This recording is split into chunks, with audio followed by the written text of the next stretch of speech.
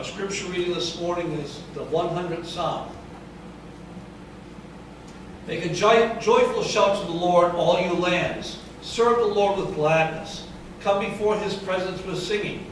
Know that the Lord, he is God.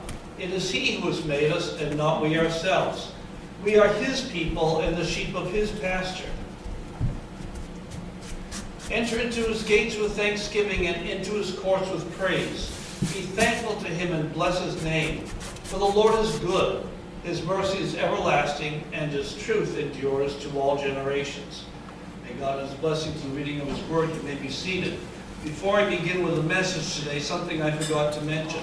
I finally got new directories printed out. Would you go put those in the table in the foyer?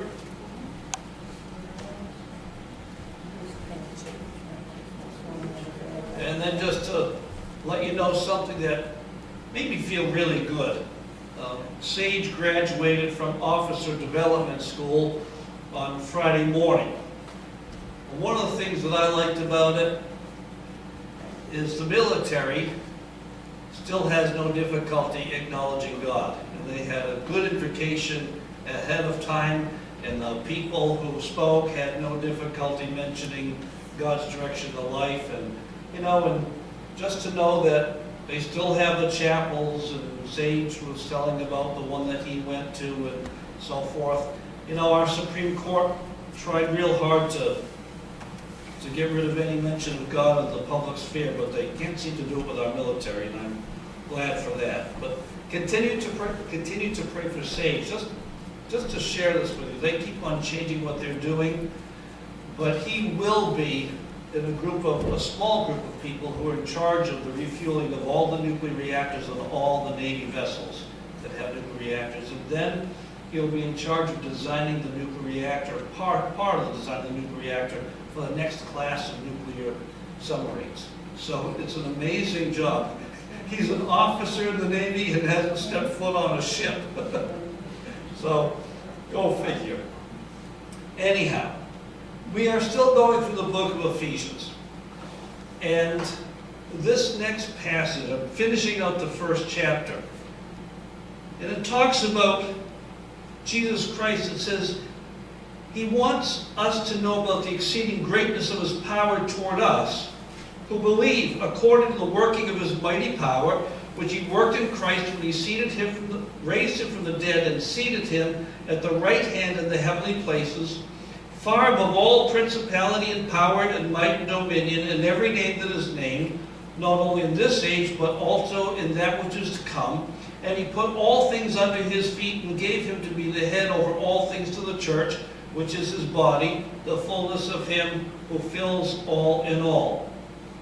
There are several issues here that I think need to be understood. The first is the Apostle Paul introduces here the metaphor of a head and a body. And he likens Christ to the head and the church as his body. And we will be seeing much more about that in the future. We also see this whole thing where it talks about basically the preeminence of Jesus Christ in terms of God's whole plan. And then what that means to us. And here's the important thing that we need to understand. God's plan isn't about us. It's about Jesus. All the worlds were created not for us, for him. They were made for him. We were made for him. And there are a lot of things that people really struggle with. And it's because they don't seem to understand where the focus is. They think the focus should be on them. And human beings come by this rather naturally. You see, we're all born in the usual way. Right? And then, because we can't possibly survive on our own, we have all these people around us that when we whimper, what do you want?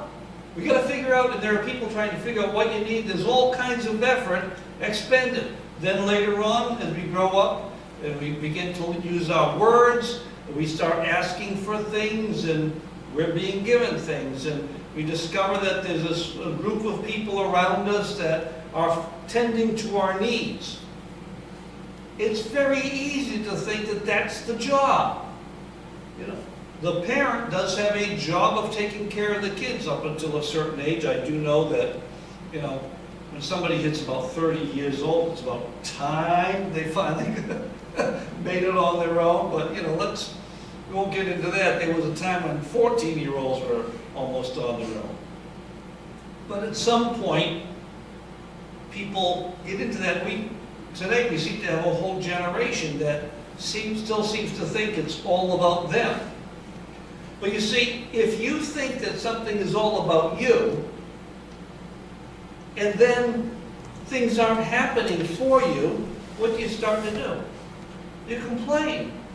Oh my goodness, this should have happened, that should have happened, and you know, all these things should have happened. We complain instead of being thankful for what we do have. Yesterday, my wife and several others toured one of the biggest cottages ever, built by the Vanderbilts for their summer place down in Newport, and it's immense. Now, the fact that some family actually lived there and used it as a home is amazing. But then I realized there are 40 other people, at least 40 other people, who also made their home there. Now, can you imagine if one of those people, not one of the family members, was down and asked to leave the room because the family wanted to have a private conversation? They said, well, why can't I be here? They can grumble and complain, but back then people were actually thankful to actually be able to be on staff there. Because after all, back in the late 1800s, they had their food and their shelter and income, and that was a pretty good gig if you lived down by the sea over there. But everybody knew what their place was. And you could be thankful for the way you were being cared for in that manner and not think that somehow you are the one that the focus is on. The difficulty is this, that we understand that we have received all kinds of blessings, but it's not for our sake, it's for Jesus' sake, because he wants to express his love. Now I want to check this out with you. It turns out it's not hard to love somebody who's perfect. Right? Not hard to love somebody who's perfect. I realize that none of us met them, but you know, sometimes some young fellow will meet a young lady and, she's perfect. You know, he'll find out later that maybe she doesn't have all perfection. But in eternity, time, past, future, you have the three persons of the Godhead, perfect in every perfection. In a sense, the love that they have for each other is incomprehensible, but also it's this, it's not tested. And God said, let us make man in our own image, and when he made us, he said it was very good. I find it interesting that he said it was very good. He didn't say it's perfect. The imperfection showed itself pretty soon. What's the true test of love is when you love somebody, not only somebody who's not perfect, but somebody who doesn't even return the love. That's when love is tested. And God's love is demonstrated, not because the Father loves the Son and the Son loves the Father, though they do. But it's demonstrated in his love for us, and as the Apostle said, for God demonstrated his love for us, and while we were still sinners, Christ died for us. But the picture, what we get here, is because God is so gracious and so filled with the blessings that he gives, that people begin to think it's all about them. And people find it hard to be thankful when they think that what is rightfully theirs is taken away. And so I can guarantee you that you can find all kinds of people today, you don't have to go very far, who are not particularly thankful for the situation they find themselves in. Sometimes people get passed over for a promotion. Sometimes they have somebody else who shouldn't have gotten something receive it instead of them. I find that very often among siblings. Some siblings find it difficult to be thankful because of what they think the unequal treatment is. My parents adopted this thing when we were kids, and I understand it growing up. If people wanted to share a piece of pie, one person would cut it, the other person would get first choice. You needed a micrometer to measure the difference between them. You understand how that works. Very seldom do people, until they get older, say, okay, I'm going to cut it unequally, you have the bigger portion. You do have rare circumstances, like in the case of Abraham and Lot. By the way, anybody know Abraham's brother's name? People forget about that, right? He didn't amount to much. But Abraham comes, and he says to Lot, there's not enough land between us, you pick. And Lot picked the best part for himself, and Abraham said, that's good with me. But that doesn't happen very often. We now come to this whole question of being thankful in terms of our national identity. And I want you to think about these things for just a moment, because I think it's important, and most of you would probably know this, but it's good to remind ourselves of these things. The first celebration of Thanksgiving that took place on American soil was, of course, by the Pilgrims, who had come here, despite what the history classes will teach you today. They did not come here, quote, to seek a better life. They came here in order to worship God according to their conscience. And in the process, they were robbed along the way. Reading the stories of them before they ever got set on the Mayflower just shows how much they were robbed before they came. They finally got it here, and God had arranged for there to be a place for them. Most people don't realize it, but when they showed up on the shores, there was this place where they could actually build a place to live and have crops. The Native Americans, got to be careful not to use the word Indian anymore. The natives had a place, and they had abandoned it, probably either because of sickness or because of intertribal warfare. So the Pilgrims came along. One of the first things that hit them when they got here was a terrible storm in early December, probably a hurricane. They didn't use the word hurricane, that came later after, because of some South American king or whatever. But in the history of the Plymouth plantation, the governor mentioned that it was a horror wind. And so they had that to deal with. Then, of course, you had all the sickness that took place later, and half their number passed away. And yet, after that, they established a day of Thanksgiving and invited the Indians to come along. It wasn't the other way around. There were days of Thanksgiving since, but that was one that was declared by the leader of the group. There were days of Thanksgiving that took place much later. But it wasn't, of course, until General George Washington was president when he said that the Congress, the leaders of the people, had urged him to declare a day of Thanksgiving. And he gave that long address. And I look at this, and I look at these documents of our early founders, and I'm so grateful for that, because these were people who are very thankful for what God had done in their lives. And I think about a man like General Washington, who was very rich. He was a rich man, and yet he gave up living in the comforts of home in order to lead the army, and he suffered deprivation along with his troops.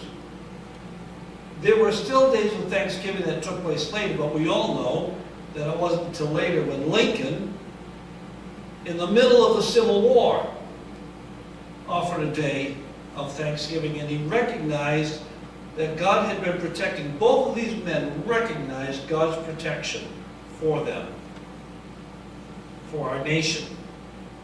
And of course, we continue to have a day of Thanksgiving, but it disturbs me when I hear that Thanksgiving is called Tea Day. Why is it called Tea Day? Anybody have a guess? Because of turkey, or touchdowns, or something else. But they have a hard time. And then you ask people, what are people giving thanks for? Well, if you read some history books, the Pilgrims were giving thanks to the Indians for helping them survive. No, they weren't. But you know, you can make up stories to go along as long as you try and avoid giving thanks to God. It reminds us of what the apostles tell us in Romans, the first chapter, that even though God's power is obvious, people that chose to decide it was inconvenient to acknowledge Him. They didn't want to acknowledge Him. And then secondly, neither were they thankful. So thanklessness seems to be a condition of the human heart. But that's part of what is going on when you look at all this. God has focused everything on Jesus. The test is in the demonstration of the love that He has. The whole purpose is to demonstrate the depths of the love of God. And so it says that God has put, or He will be putting, everything underneath Jesus' feet. And He uses these words, principalities. We don't generally use the word principality anymore, but it has the idea of the land that you are in charge of. What are you in charge of? He's in charge of everything. And power. That means authority. There's no part of that He doesn't have authority over it. We look at our country because of the way it's made. It's like, who has power in this category? It seems to be shattered all over the place. Is it the executive branch? Is it the legislative branch? Or the courts? Who's in charge? It seems like the dog catcher has more authority than the president at the time, because at least he's allowed to make a decision. But power has to do with authority. Might. That simply means, you know, we have a mighty military. Other people are afraid of it, and the whole idea is that when something is that mighty, you don't bother to challenge it. Dominion. Again, the rule. It says every name that is named.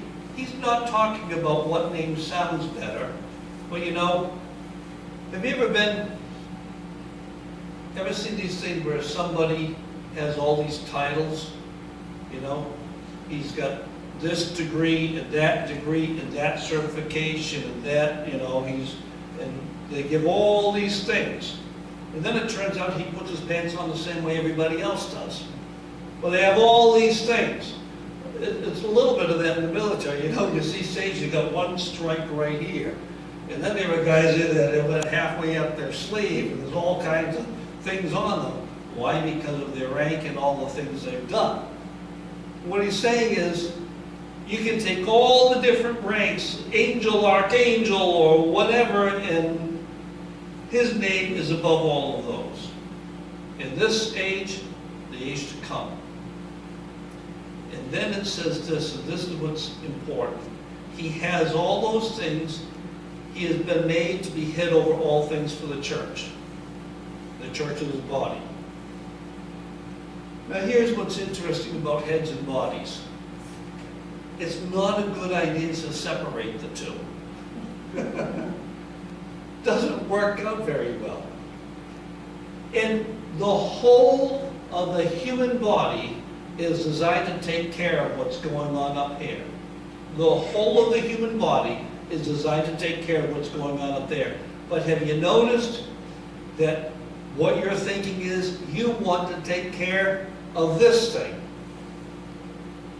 The mind, our hearts and minds want to take care of this thing, and we care about it. As the apostle said, nobody ever despises his own body. I mean, we may look at the body and say, oh, don't want anybody to see it, you know. But what he's saying, nobody hates his own body. We're kind of glad to have a body. We'd like to, maybe it would be nicer, but we're glad we have one, and when it's not functioning right, we're not happy. And so you have this picture that it's not all about the church. The church is all about Jesus. But Jesus takes good care of his body, the church. It said, the fullness of him who fills all in all. It could be interpreted to mean everyone in every way. But the picture is simply this. There is no part of our body that we would look at and say, well, don't care about at all. I mean, obviously we have to trim hair and fingernails and that kind of stuff, but you know what I'm talking about. It's only when some part of the body gets so badly diseased it'll take the rest of the body out that we have to even remove part of it. But the apostle takes this picture of Jesus in the body to show the strong connection between us and Jesus. It's an organic connection. It's not just administrative. It's not just a scheme of things. You have to have both. And because of this, our minds like to have the rest of this in tip-top shape, if we can have it that way. This picture of Christ in the body is to remove from us the kind of thinking that it's all some kind of contractual agreement between parties. You know, the party of the first part agrees to do this, and the party of the second part agrees to do that, and if one of them begs out, then it doesn't work that way. It's even a deeper connection than a marriage.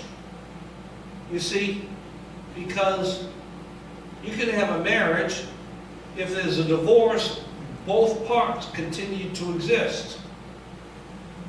But I guarantee you that if you remove a head from a body, they don't continue to go on their merry ways. Obviously, in the case of Jesus, he being eternal, there's no issue there. But the picture of the closeness of the connection is something that we need to be made to see. And that then helps us to understand what the Apostle Paul says, I want you to know the greatness of his power toward us who believe. We like to think that the greatness of his power is his willingness to alter circumstances, alter the future for our benefit. Now, does he do that? At times, yes. Does he do it all the time? No. How many of you were wishing for snow this past week? Anybody? I know that Joanne didn't get much sleep Thursday night, but neither did I. Guess why? I'm praying, Lord, keep them. I saw those pictures of jackknife vehicles all over the place. Lord, help them out. And every so often I text, where are you now? Same spot. Well, at least they're not going to get in an accident if they're just sitting there. But you know,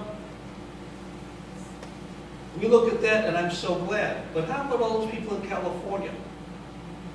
The fires came through. You think they weren't begging God, those who believe, weren't begging God to spare them? They weren't spared.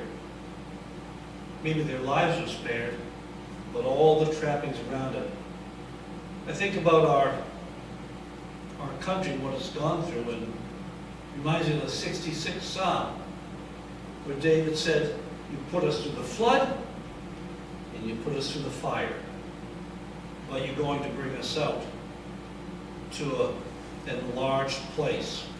I don't know what's going to happen in people's lives who've had those kind of things happen to them. But I know one thing, that there is nothing that God has given to us that if He takes it away, He will not give us something else in return. Now think about this. Let's say you're sitting at a Thanksgiving meal, and there's some young children there, and they have a plate in front of them. And somebody says, give me your plate. Maybe it's got some food on it they like. They say, give me your plate. That child, if the child say, no, you can't have my plate, it's my plate, don't take my plate away from me. It'd be like, okay. Why? Because even a small child recognizes that if a parent says, give me your plate, what does the parent want the plate for? To put something good on it. We understand that. But as human beings, we have a hard time understanding that if God takes something away from us, it's only so because He wants to give us something else, and maybe something better. Sometimes, what He takes away from people is their health. It's like, what are you going to give me? A brand new body? Well, someday, yes. But what He does give to us is the ability to have the kind of relationship that somebody like Fanny Crosby had. You know, you think about a woman who wrote all those wonderful hymns, and to think that she was bedridden for years and had such a terrible condition that a sheet being left on her caused her great pain. And yet, she developed a closeness with God that few people have. Some people lose their lives, but again, they're going to be rewarded in heaven for what they've lost. There is nothing that any human being who believes in God can lose that God will not return something better. But it's not always about loss. The greatness of His power towards us who believe. What is the most difficult thing to do? The most difficult thing to do in chemistry, physics, or life is to make something which is impure, pure. And God is going to take that which is impure, us, flawed, us, fractured and broken, and He's going to make it perfect. And that's hard for us to see. It's hard for us to understand because God's doing it, and that's an amazing power that only He has, to be able to take the human heart and to change it into something which is like His heart. In any regard, we see that God has put everything under Jesus' control so that Jesus can work in us that which is pleasing to Him. And you know something? If it pleases Jesus, it ought to please us. The Apostle Paul gives us one little piece of advice that I think is really interesting because it's so simple. You can be the most brilliant person on the earth and you can be a child and you can understand it. He says this, knowing how to live. Find out what pleases Jesus. We have some people, years ago, there was an old thing, people would wear bracelets, WWJD. You remember that? What would Jesus do? And then people couldn't agree on what Jesus would do. I think Jesus would do this. Basically, people are thinking, what would I do? Then Jesus would do the same thing. But to really find out what pleases Jesus, not so much what would Jesus do, but what pleases Jesus. And it's pretty obvious when you begin to think about it, the kind of heart and mind, the kind of attitude that would please him. Let's look to the Lord in prayer. Father, I do thank you for the many blessings you have bestowed upon us. And I thank you, Lord, that we can come to you and find out from your word, through prayer, and by the assistance of your Holy Spirit, what would please you. And I know that one of the first things is to be thankful to you. So, Lord, today again, we offer to you our thanksgiving for who you are. And Father, we thank you again for causing us to be part of your plan for Jesus, that in making him head over everything, you've made us a very special part, so that we're more important to you than the entire universe. We thank you for that, Lord, and pray that we would always have hearts full of thanksgiving for what you've done for us. In Christ, I pray.